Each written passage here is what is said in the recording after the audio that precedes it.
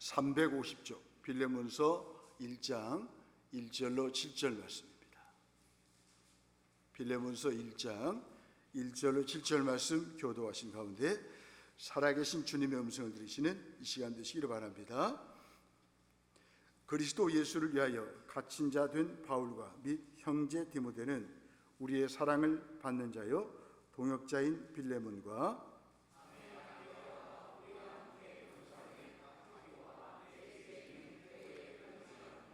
하나님 우리 아버지와 주 예수 그리스도로부터 은혜와 평강이 너희에게 있을지어다.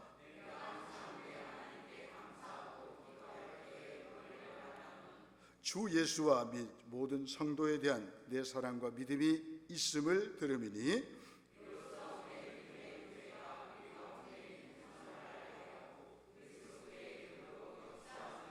함께 보겠습니다. 형제여 성도들의 마음이 너로 말미암아 평안함을 얻었으니 내가 너희의 사랑으로 많은 기쁨과 위로를 받았노라. 아멘. 하나님 아버지, 이 시간 말씀을 듣습니다. 세미한 음성으로 말씀을 들려주시고 깨닫고 주의 말씀 앞에 순종하여서 하나님이 함께 하시는 복된 삶을 살아갈 수 있도록 인도해 주옵소서. 예수님 이름으로 기도합나이다. 아멘. 사랑의 원리로 이런 제목을 가지고 함께 은혜를 나누면서 기도 제목을 삼기를 원합니다.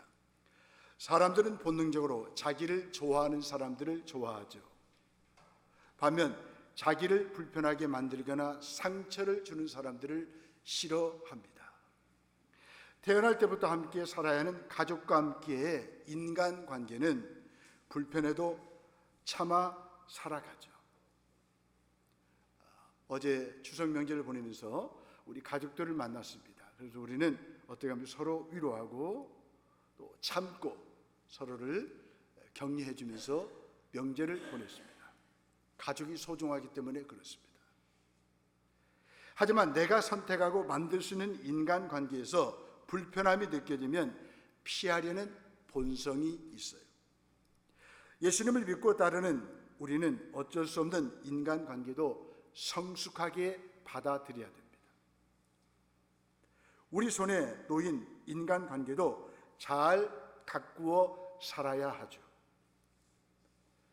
빌레몬서는 빌레몬과 오네시모 사이의 관계를 통해 우리가 사랑하기 힘든 사람을 만났을 때 어떻게 해야 하는지를 생생하게 가르쳐주고 있습니다. 빌레몬서는 개인적으로 아주 친밀하고 아름다운 편지예요.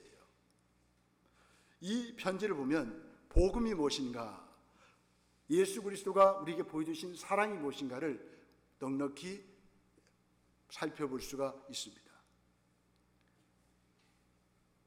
당시 믿는 유대인들은 교회 안에 믿는 이방인들을 은근히 멸시하고 하찮게 여겼습니다. 교회 안에서 인종 간, 세대 간, 성별 간 갈등이나 반목이 있다면 성도들이 복음을 제대로 이해하지 못한 결과이죠. 빌레몬서는 주인과 종이라는 사회적인 신분의 벽도 복음을 통해서 교회 안에서 극복되어야 하는 문제임을 가르쳐주고 있죠. 우리는 본능적으로 나와 비슷한 사람을 좋아하죠. 다른 사람들을 가까이 하지 않는 모습들이 있습니다. 가정에서도 그렇고요, 또 주변에서도 그렇고 직장에서도 그렇습니다. 까다로운 사람 불편하게 여기죠.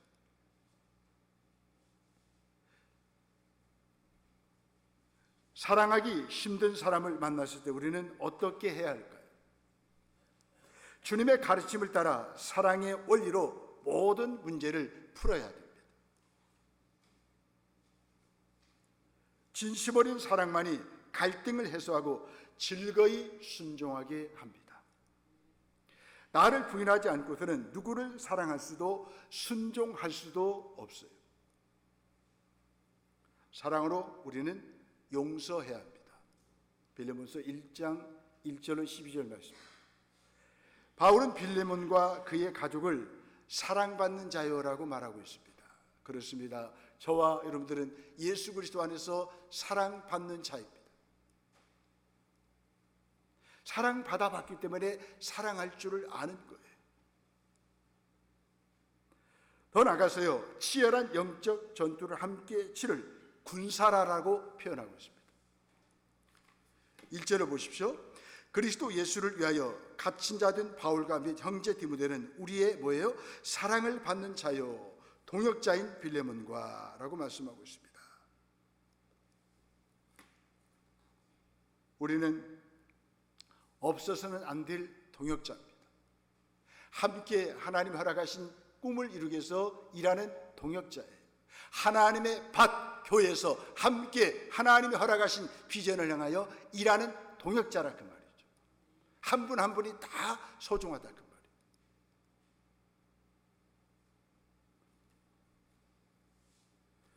이를 통해서 성도의 관계가 십자가에 뿌리를 둔 사랑의 관계임을 알게 합니다. 빌레몬이 사랑의 수혜자요 빚진 자임을 기억하게 합니다. 정체성이 삶을 이끌어가지고 우리의 삶을 형성합니다. 내가 누구인가?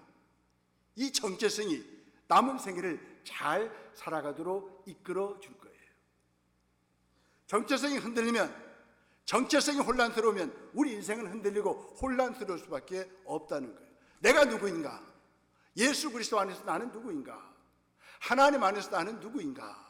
바로 사랑받는 자라는 거예요. 함께 하나님을 위해서 일하는 동역자라는 거예요. 이런 신분을 분명히 알아야 교회와 세상 속에서 더욱 신실하게 주의 뜻을 이루면서 살아갈 수가 있어요. 바울은 빌레몬을 기억하며 기도할 때마다 감사함으로 기도합니다. 여러분들은 여러분들의 식구들을 떠올리면서 감사함으로써 기도하고 있습니까?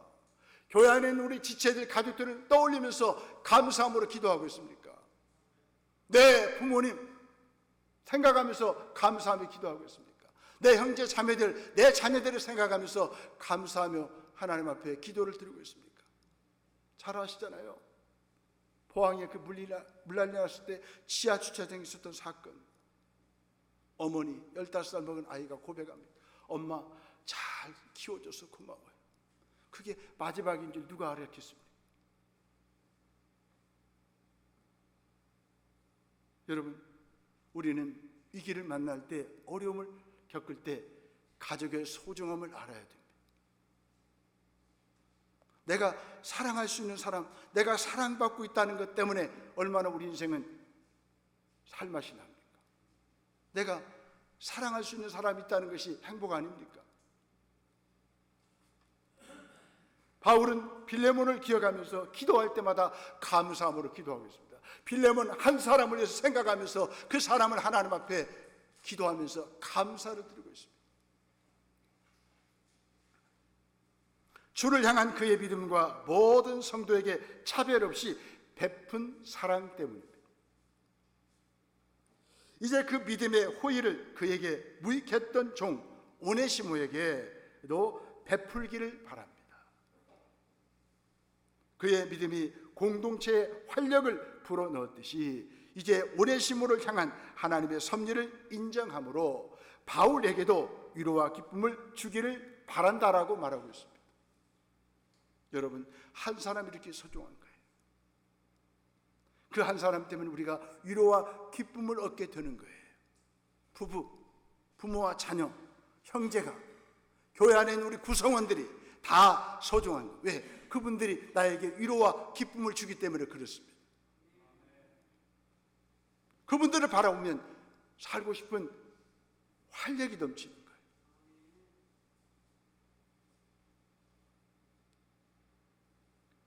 기도하며 기억할 때마다 감사가 흘러나오는 지체는 누구입니까? 나는 적극적인 믿음의 실천으로 공동체와 모든 사람에게 기쁨을 주는 성도입니까? 바울은 갇힌 자 중에 낳은 영적 아들인 오네시모를 위해서 중재합니다.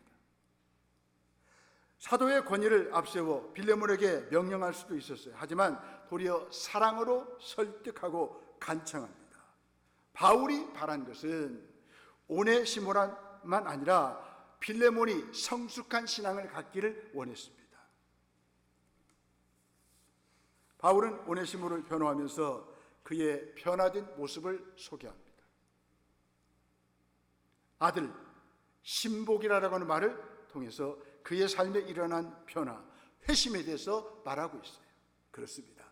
예수를 믿고요, 복음을 들으면 우리는 회심하게 되어 있습니다. 변화되게 되어 있습니다.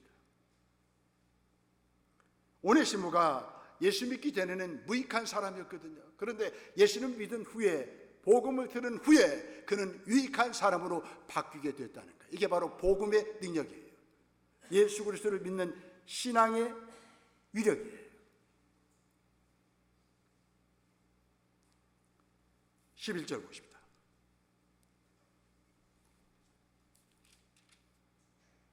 그가 전에는 내게 무익하였으나 이제는 나와 내게 유익함으로.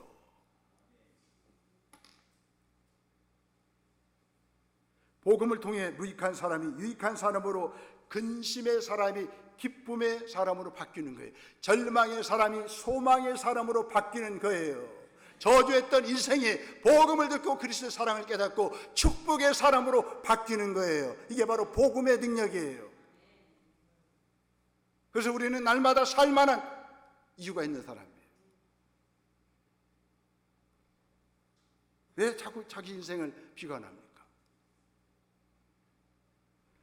바울은 해산의 수고를 통해 둘도 없는 신복, 복음의 일꾼을 얻었습니다. 바로 오네시모라라고 하는 무가치한 종, 평범한 사람이었습니다. 우리도 받은 사랑을 기억하고 복음의 능력을 믿는다면 누군가를 쉽게 단념하지 못할 것입니다. 쉽게 판단하지 못할 것입니다. 아우, 저 사람 틀렸어. 앞이 보이지 않아. 이런 평가를 내리면 안 되는 거죠. 과거의 관계나 선입견에 사로잡히면 우리 지체를, 가족을 잃을 수가 있어요. 예수 믿는 사람들은 과거에 묶이면 안 되는 거죠.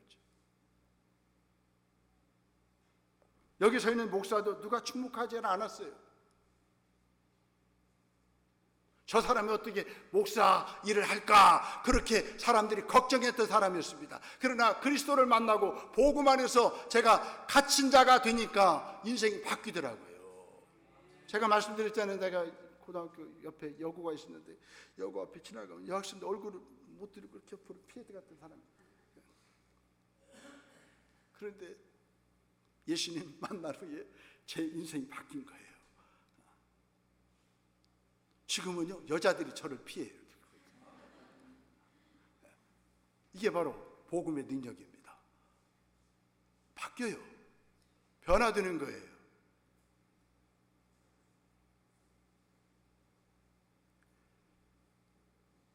빌레몬은 에베소를 방문했다가 마침 그곳에서 일하고 있던 바울을 통해서 예수님을 믿었습니다. 그 일이 있고 나서 빌레몬의 종이었던 오네시모가 도망쳐 로마로 갑니다. 오네시모는 빌레몬에게 큰 손해를 끼쳤던 배신자였습니다. 이런 오네시모를 보며 주인인 빌레몬이 어떤 생각을 했을까요? 아마도 큰 배신감을 느꼈을 겁니다.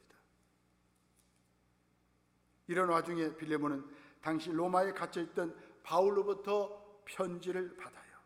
그 편지가 빌레몬서이죠. 바울은 빌레몬에게 자신을 동역자로 생각한다면 사도인 자기를 대하듯이 오네시모를 사랑으로 용서하라라고 간청합니다. 노예를 소유물로 천대하던 시대에 자신에게 손해를 끼친 종을 용서하는 일은 어려운 일입니다. 혁명적인 일입니다.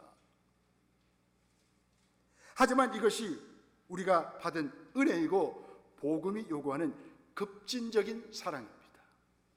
복음은요, 사랑하게 만듭니다. 예수님은 사랑하게 만들어요. 사랑의 절정은 용서입니다. 저 인간의 사랑은 용서에서 시작합니다.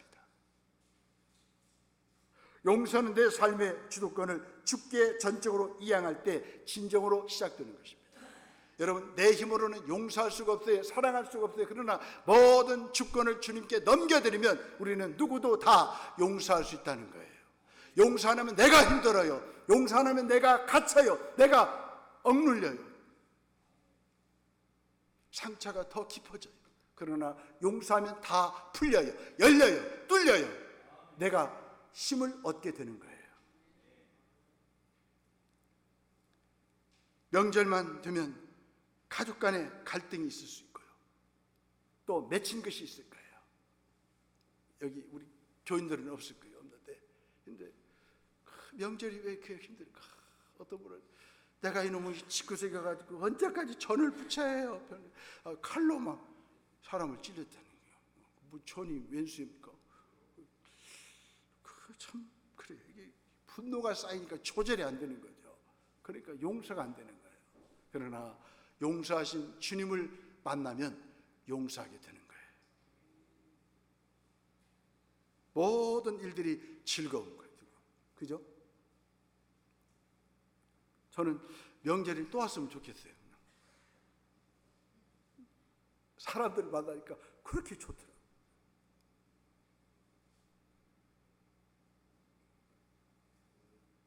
용서는 어려운 것 같아도 쉬워요.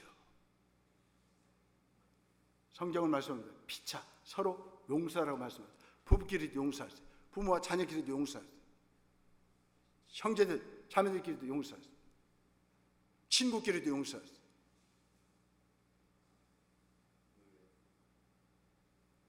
내가 누구인지를 나의 주인의 관점에서 판단하지 않으면 나를 훼손한 사람을 용서할 수가 없어요.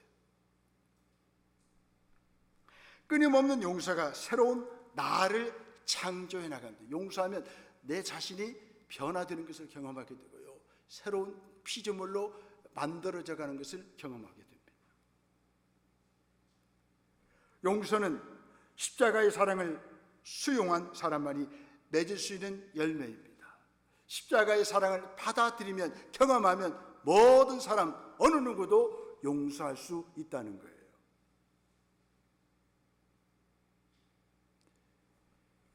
그렇게 서로가 서로를 용납하고 받아들이는 공동체가 하나님의 나라예요. 그 하나님의 나라의 모습을 보여주는 것이 바로 이 땅의 교회입니다. 교회는 용서하는 공동체입니다. 죄인들이 받을 수 있는 가장 큰 사랑이 용서예요. 죄인들에게 일어난 가장 큰 변화가 용서이죠. 빌레몬서는 바울이 골로새 교회 지도자 빌레몬에게 용서의 혁명, 사랑의 혁명을 호소하는 편지예요. 빌레몬은 고민했을 것입니다. 자신의 재산을 가지고 도망친 노예를 법에 따라 처벌할 것인가, 아니면 복음에 따라 그를 용서할 것인가 갈등했을 거예요. 그런데 빌레몬은 용서하기로 결단한 거죠. 복음은 감정과 이해를 초월하죠. 예수님의 용서하심과 사랑하심을 되새겨 보십시오. 인생이 달라질 거예요. 사랑의 원리로 용서하십시오. 빌레몬서를 묵상하면서 비정한 세상을 향해 용서와 사랑의 혁명을 촉구하는 말씀을 가슴 깊이 새겨 보십시오. 그리스도인은 누굽니까? 용서의 사람이에요. 왜? 용서받은 사람이기 때문에 그렇습니다. 용서받았기 때문에 사랑으로 용서하며 사는 사람이 그리스도인입니다. 더 나아가서요, 사랑으로 영접해야 합니다. 보면 13절 25절 말씀입니다. 바울은 빌레몬에게 자기 집에서 도망한 종 오네시모를 영접하라라고 부탁합니다. 무리한 부탁이죠. 어떤 놈인데, 내 재산에 피해를 준 사람이고 나를 배신한 종인데 어떻게 영접하라고, 받아들이라고 이렇게 이의를 제기할 수 있었을 거예요. 하지만 빌레몬의 결정이 권위나 강요의 예수보다도 자발적인 호의가 되기를 바울은 바라고 있습니다. 여기서 영접한다는 말은 상대를 친절하게 대하고 극진히 보살피는 환대를 의미합니다. 그런데 이 단어가 로마서 14장 1절에도 사용하고 있습니다. 헬라 원문에 보니까 강한 자가 약자를 받아주며라는 말을 쓰고 있습니다. 받아준다, 영접한 똑같은 단어예요. 그런데 이 영접한다는 말은 의견과 생각이 서로 다른 사람을 이해하고 공동체 안으로 받아들여서 환영하는 행동을 의미합니다. 여러분, 까다로운 사람, 힘든 사람, 나를 배신하는 사람, 나에게 반대편을 선 사람들 어떻게 보죠? 환대하고 환영하고 받아들이십시오. 바로 그리스도인의 모습입니다. 그런 사람이 성숙한 사람이에요. 큰 사람이에요. 은혜 받은 사람이에요. 오네시모를 친절하게 환대하고 그를 공동체 안으로 받아들이라라고 바울은 빌레몬에게 부탁합니다. 빌레몬이 바울의 부탁을 받아들여 오네시모를 환영했는지 거부했는지 잘 몰라요. 확실하지 않아요. 그러나 빌레몬서 전체를 보게 되면 빌레몬이 오네시모를 받아들였습니다. 종을 사랑으로 대하는 것은 그 당시 문화에서는 상상하기 힘든 일이었습니다. 빌레몬은 자기를 배신하고 도망간 오네시모를 바울 사도를 대하듯이 맞이하고 심지어 종 이상으로 대했습니다. 16절 보시죠. 16절 말씀 함께 보겠습니다. 시작. 이후로는 종과 같이 대하지 아니하고 종 이상으로 곧 사랑받는 형제로 둘 자라. 내게 특별히 그리하거든 하물며 육신과 주 안에서 상관된 내게랴. 아멘. 빌레몬과 오네시모의 관계는 종과 주인의 관계가 아니고 이제 사랑하는 형제의 관계가 되었습니다. 무엇이 이렇게 만들었습니까?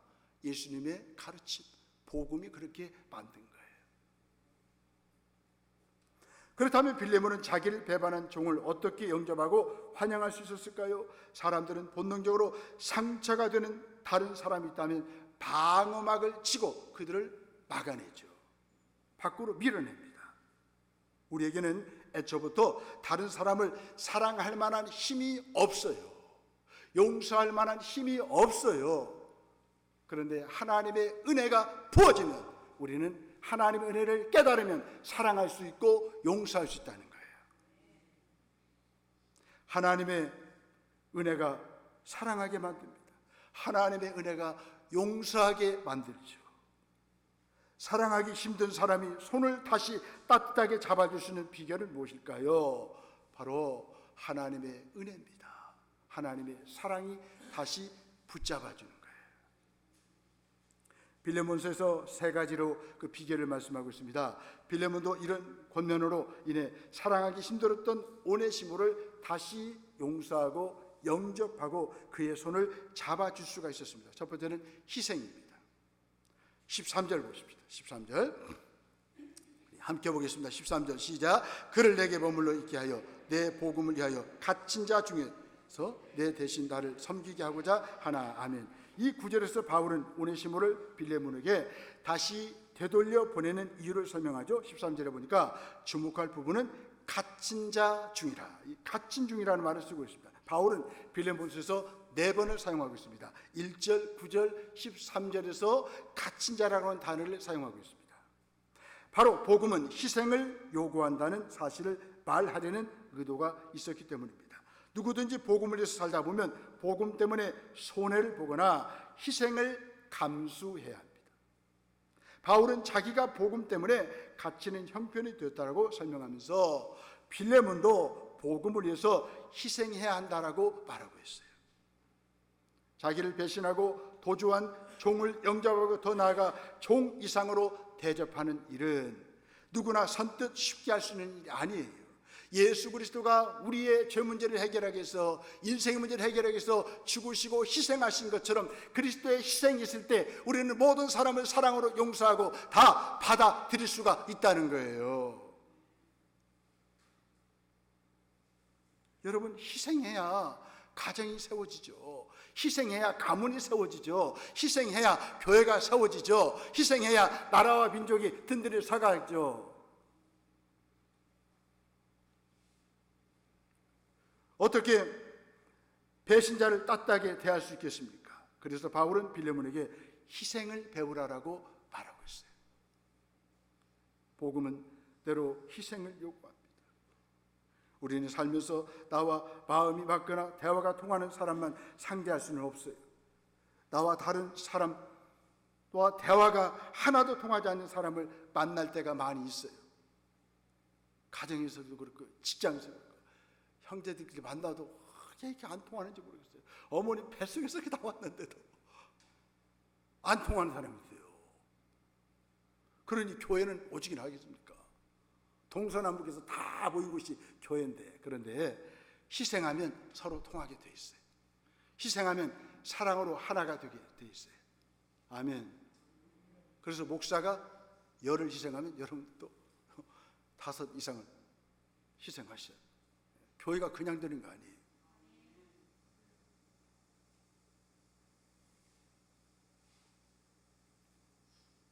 제가 새벽에 나와서 잠깐 말씀을 드렸는데요, 익산에 어떤 교회요, 어려움이 있었어요. 그런데 이제 7억을 합시다 하는데 언로장로님이 다 손들고 7억이 너무 적어, 10억 합시다. 그랬대.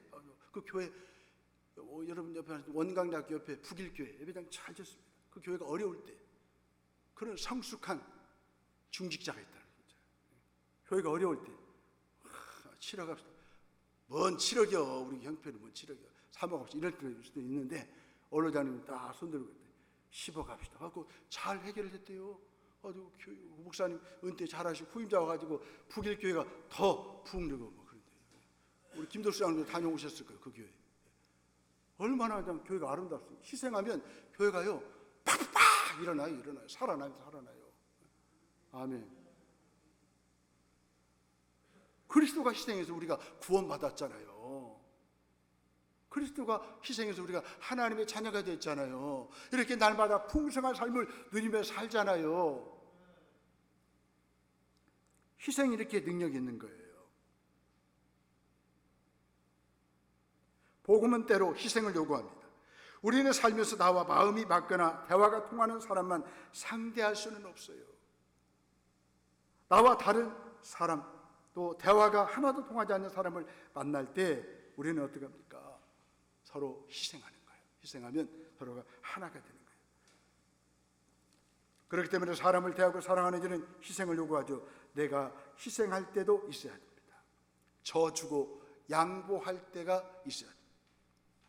빌레몬서는 예수 믿는 사람이 희생하는 것이라고 가르칩니다. 희생은 아픈 거예요. 누구나 하기 싫은 거예요. 부담되는 거예요.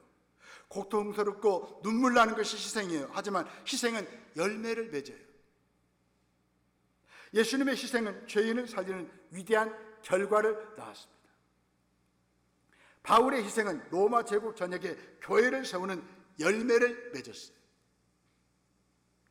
우리 인간은 선천적으로 남을 위해 기꺼이 희생하지 못합니다.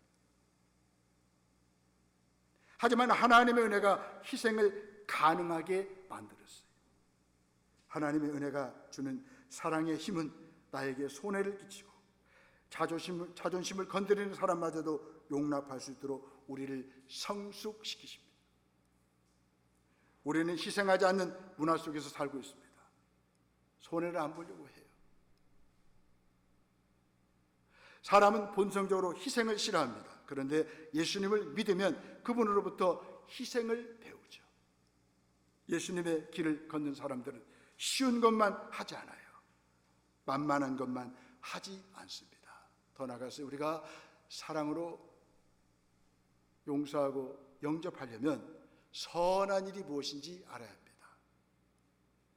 빌레몬이 오네시모를 영접하고 받아들이는 일을 가리켜서 선한 일이라고 본문은 말씀하고 있습니다. 14절을 보시죠. 14절 시작. 다만 내 승낙이 없이는 내가 아무것도 하기를 원하지 아니하노니 이는 너의 선한 일이 억지같이 되지 아니하고 자유로 되게 하려 함이라. 아멘. 선한 일은 억지로 하는 게 아니라 자유로 하는 거예요. 스스로 하는 거예요. 자원해서 하는 거예요. 선한 일이 무엇입니까? 하나님을 기쁘시게 하는 일이죠. 빌레몬서에서 바울은 상처를 주고 배반한 사람을 다시 받아들이는 것, 환영하는 것, 영접하는 것이 선한 일, 하나님이 기뻐하는 일이라고 말씀하고 있습니다. 그렇습니다. 용서하고 받아들이는 것, 영접하는 것이 하나님이 기뻐하시는 선한 일이에요. 우리는 누구예요? 선한 일꾼으로 부름을 받았습니다. 선한 일을 하라라고 부름을 받았습니다. 용서하시고 누구든지 우리는 영접하고 환영해야 됩니다. 우리 모두가 다 영접위원이에요. 환영위원이에요. 아멘.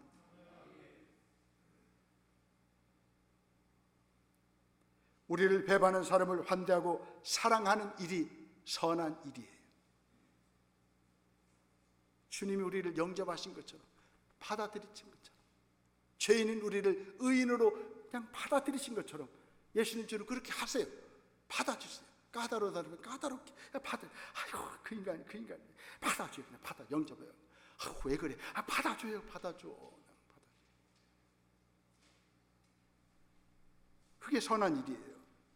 상처 준 사람의 손을 다시 잡으면 하나님이 기뻐하십니다. 사랑하기 힘든 사람을 사랑으로 대하는 일은 내가 하나님과 어떤 관계에 있는지를 보여주는 소중한 일이에요.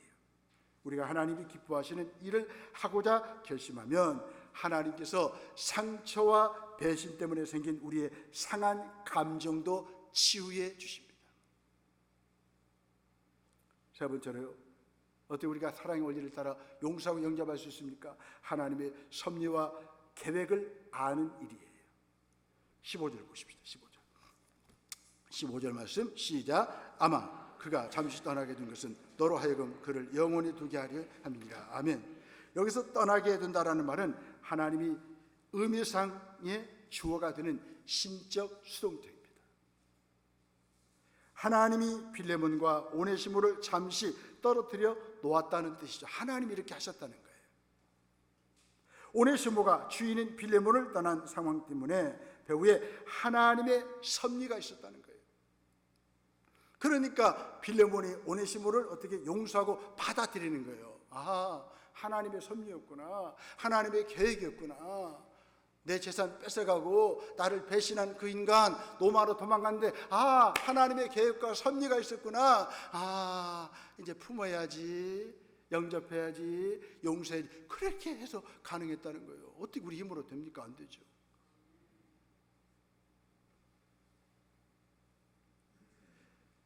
바울을 통해서 오네시모가 예수님을 믿게 되었습니다. 이제 빌레몬과 오네시모를 하나님의 교회라고 하는 믿음의 가족으로 영원히 함께 살게 하려는 하나님의 섭리와 계획이 있었습니다. 나와 다른 사람, 나에게 깊은 상처를 준 사람을 사랑할 수 있는 힘은 어디서 옵니까? 그 힘은 상처와 배신 뒤에 숨어있는 하나님의 섭리와 계획을 알고 보는 거예요. 그러면 모든 사람 용서할 수 있어요. 여러분 그러잖아요. 요셉도 그랬죠. 요셉도 형제들한테 미움받았잖아요. 팔리고 또 웅덩이에 빠지고 감옥에 갇히는 그런 요셉이었는데, 형제들이여 나를 미워하지 마시오. 나를 여기까지 인도하신 분은 하나님이십니다. 이렇게 말하면서 형제들을 미워하지 않고 사랑하잖아요. 하나님의 섭리와 계획을 믿었기 때문에 가능한 거예요. 여러분 어떤 일이 생기게 되면, 무슨 좀 힘든 일, 어려운 일이 생기면 하나님의 계획이 있으시구나. 하나님의 섭리가 있으시구나. 섭리란 말은 하나님이 보호하시고 다스리시고 인도하신다는 뜻이에요. 하나님 무슨 일을 하시는구나. 우리 가정이 어려운 일인데 하나님의 계획이 있으시구나. 조금 더 기다려야지. 하나님은 신실하고 선하신 분이시니까 더 기도해야지. 그러면 하나님께서 놀라운 일을 행하시는 거예요. 아멘. 하나님의 섭리와 계획을 보면 사랑하기 힘든 사람도 따뜻하게 받아들일 수가 있습니다. 나에게 상처와 배신감을 안겨준 사람도 하나님의 계획을 이루기 위해서 그분이 사용하신 도구임을 알 때 우리는 그 사람을 사랑하고 받아들일 수가 있어요. 나와 다른 사람, 나에게 깊은 실망감을 주는 사람, 사랑하기 힘든 사람을 만나거든 그 사람을 통해 일하시는 하나님의 섭리와 계획을 보시기 바랍니다.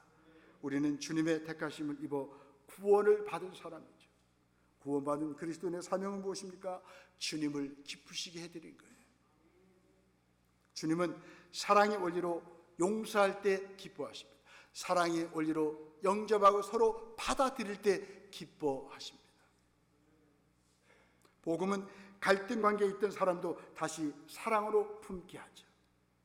다른 사람의 약점을 덮고 서로의 짐을 지며 합력하여 선을 이루게 합니다. 아멘.